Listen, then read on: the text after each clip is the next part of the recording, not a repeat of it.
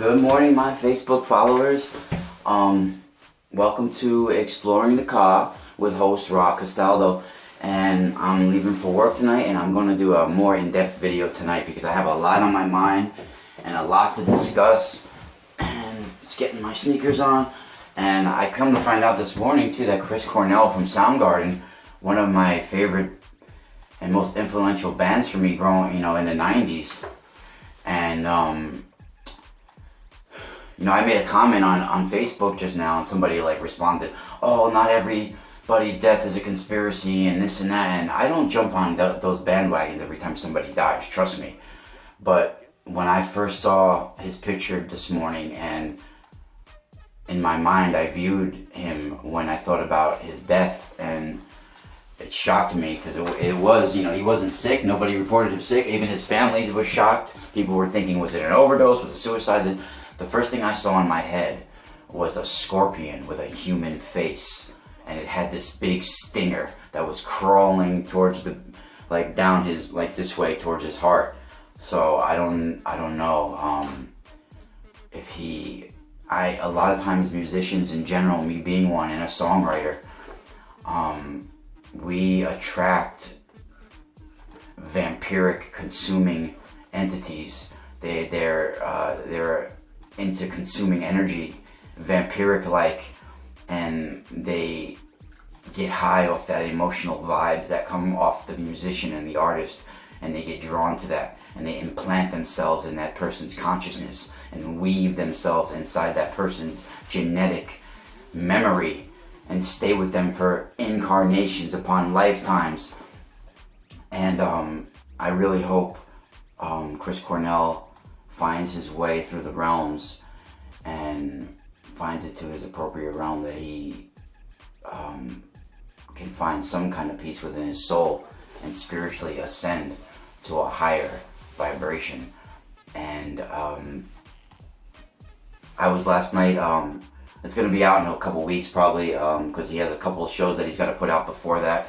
But my buddy James Bartley, I did a show with him on the Cosmic Switchboard, and I've been on his show before, and we're going to do a series of this because it's just so much information that we both need to get out there and talk about, and so much going on.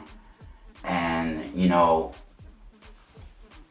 I really want to go over maybe in either tonight or as soon as I can, what I talked about in the previous video I did about going into the exorcism of Cain and the root races, and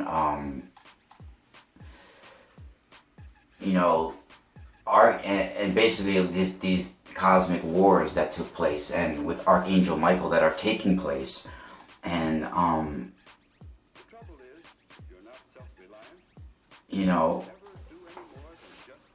we talked about it a little bit last night on the show about Archangel Michael, and how just calling upon any of these entities, even if you feel they are benevolent, you're signing a holographic contract as soon as you call upon them. Like I said before, contact equals contract.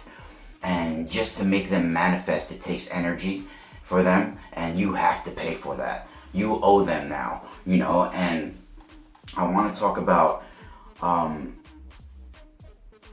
these wars and what actually is said that took place, and this animal of Tiamat, that they talk of, and a spirit of chaos basically. And when this being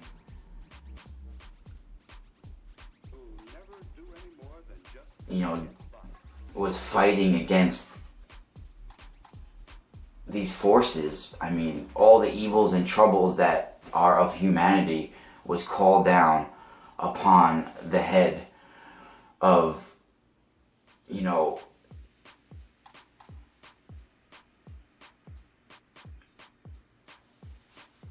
Adam, I guess, if you want to put it, the Adam, or Adam Kadmon, or he was made as this perfect being, but after after this happened, he had, joined up with this dragon of the deep abyss, this animal of Tiamat, this spirit of chaos, and offended against the God of the Bible, and cursed him and called down on him all the evils and troubles of humanity. And this, after this happens, there's a war between the dragons, the powers of evil, and chaos, and the gods on the other. And these gods, they have weapons forged for them, and Archangel Michael had weapons that were forged for them. And some of the legends, his name is Miradoc, and it's same as in Revelations, it's Archangel Michael, but he goes into this heavenly war against these dragons, and a bloodthirsty, angry war. And the war is described as ending in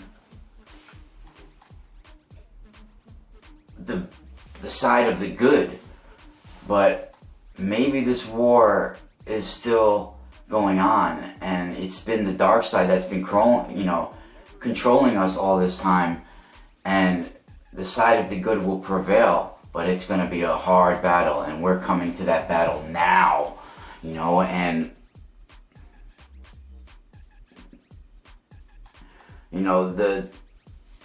this also can,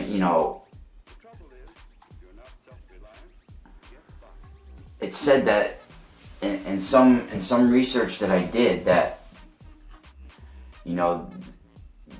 the war of these gods against these powers that come from the deep cosmic sea,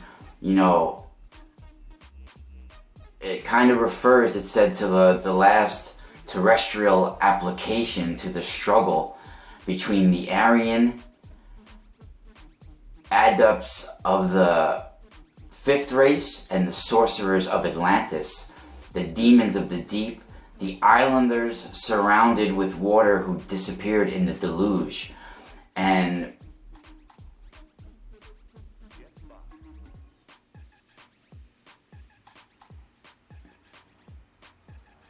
it's repeated in several religions, even like in the Hindus, they have this battle with Indra, and Indra is in a constant battle with Vitra, and